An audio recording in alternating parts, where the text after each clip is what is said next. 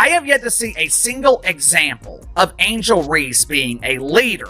Outside of rebounding her own missed layups, what does Angel Reese do? What is her contribution? You tell me, because I'm not seeing it. I know I'm harsh on Angel Reese, but she considers herself a star. If you're going to call yourself a star, I expect you to perform like a star, especially in big moments. Caitlin Clark was injured. Angel Reese was the only star on the court last night, and for 27 minutes, she completely disappeared. Angel Reese just endured the toughest game of her career on the biggest stage in basketball. At the iconic United Center, the largest arena in the NBA, and in front of a sold-out crowd on national television, she managed only 4 points, shooting 2 of 7 from the field. Meanwhile, the Indiana Fever dominated the Chicago Sky with a commanding 27-point victory. But what makes this loss even more striking? The Fever were without star rookie Caitlin Clark, veteran Sophie Cunningham, and even their head coach. And then came the moment that truly defined the night. Something Caitlin Clark did live on air that sent a clear message and raised eyebrows across the league. If you're ready to see how Caitlin made her presence felt without even stepping on the court, comment "Fire the Baby Giraffe" below.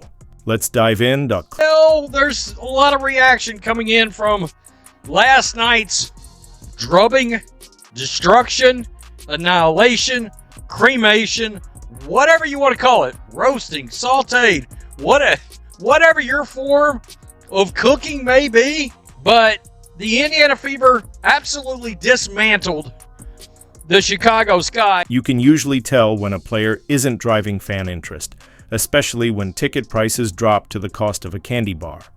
This game at the United Center was meant to be Angel Reese's opportunity to show she could lead in both viewership and attendance without Caitlin Clark on the court.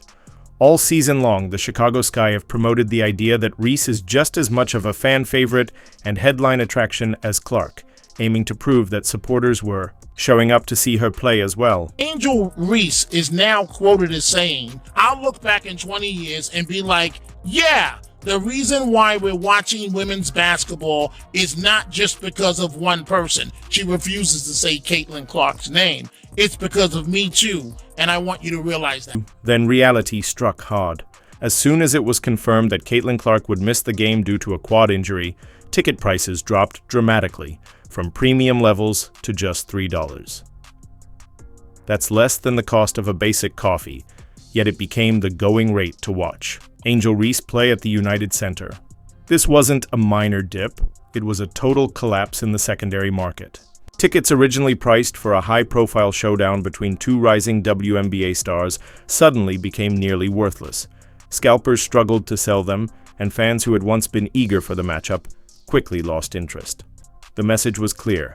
There's currently only one true box office star in the league. Last night was somewhat of a big moment for Angel Reese and the Chicago Bravado. For starters, the WNBA moved the game out of the local dump the Bravado usually play in and relocated to the United Center, which is the largest arena in the NBA, holding over 20,000 people. Now, to their credit, there seemed to be a good crowd in the United Center last night. I had someone who was at the game send me a few pictures, and most sections seemed to be filled. It wasn't a sellout, but there was supposedly over 19,000 people in attendance. Of course, it's easier to draw a decent crowd when tickets are selling for $3 hours before the game starts. Social media captured the reality perfectly. Fans were sharing screenshots of $3 tickets, often paired with laughing emojis and light-hearted jokes about how they could bring the whole family to a Sky game for less than the cost of parking. The buzz that had been building around this highly anticipated United Center matchup vanished almost instantly, like air from a popped basketball. Let's be honest, this was supposed to be Chicago's time to shine.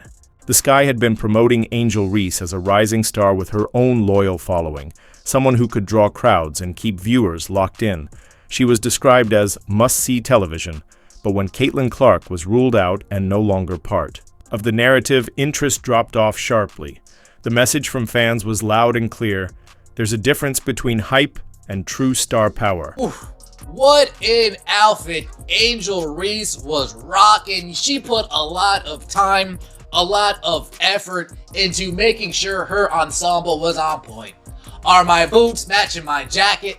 Are my gloves matching my hat? Angel Reese put in tons of time for this outfit, which begs the question, does Angel Reese put in more time in her outfits for the pregame catwalk, or does she put in more time to actually get better at the game of basketball? In past games with Caitlin Clark, ticket sales soared and arenas sold out.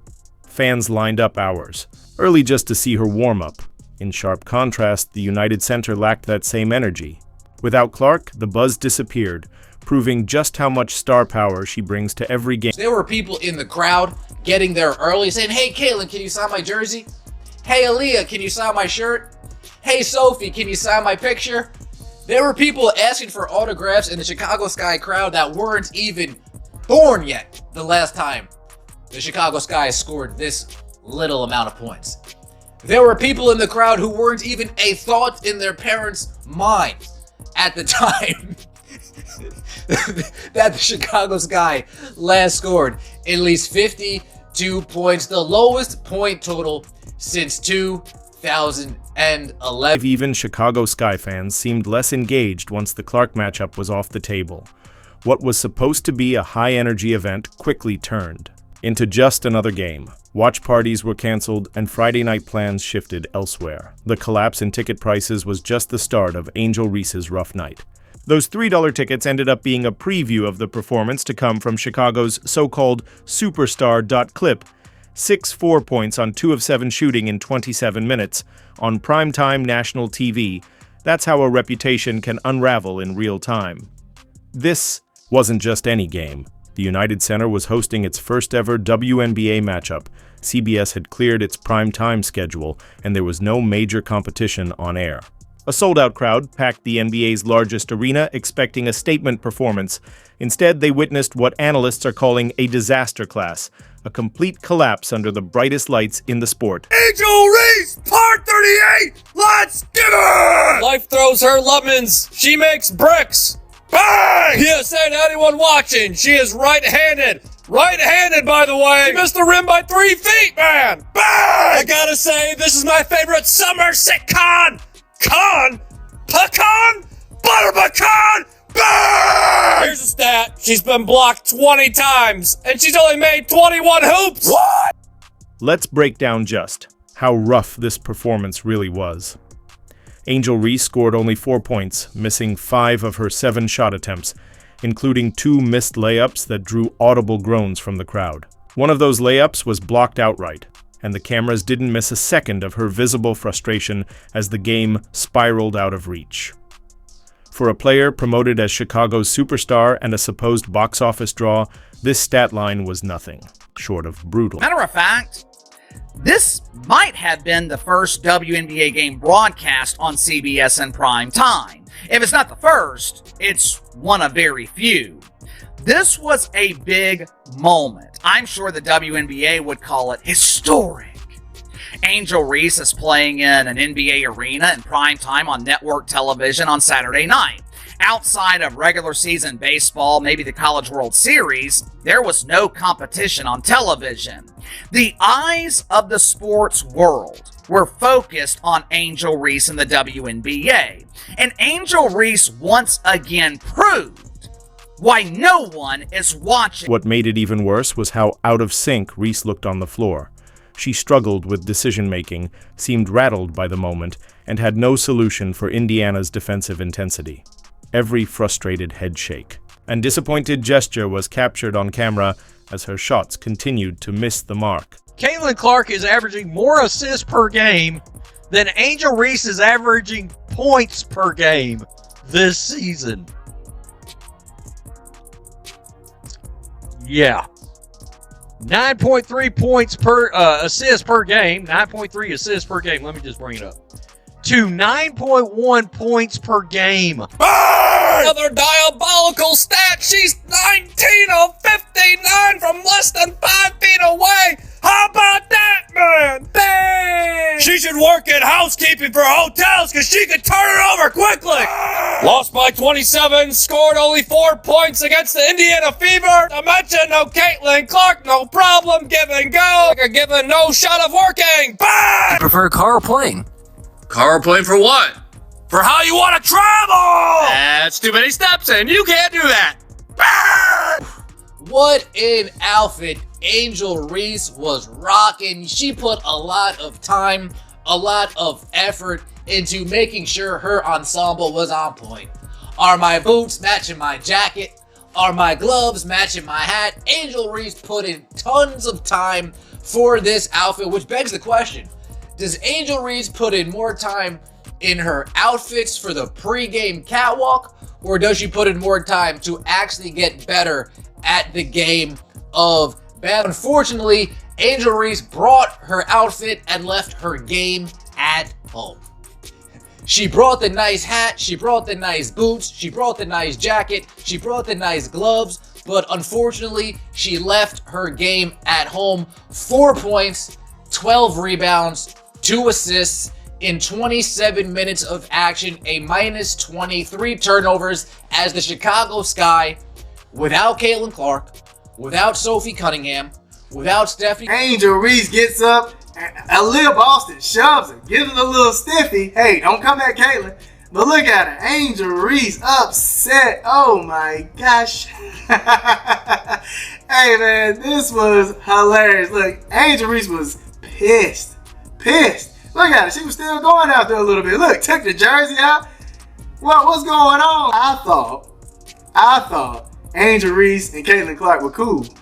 But I don't know, man. The way Angel got up, she was like, Look at her. Ooh. I mean, she was getting after it, fam. Oh my goodness. Now, the funny thing was Caitlin Clark sniffing, walking away. Hold on, let me see if I can get a good angle. Yeah, look. Watch Caitlin Clark's face right here. Watch this. Winding down, you got to close out with a hand up. Her hands were down and Howard knocked it down, and that is a travel. Reese drags the pivot foot, gives the ball back to Indiana. 8 to shoot. Boston this time, working against Reese. Pivots, puts it up. There's a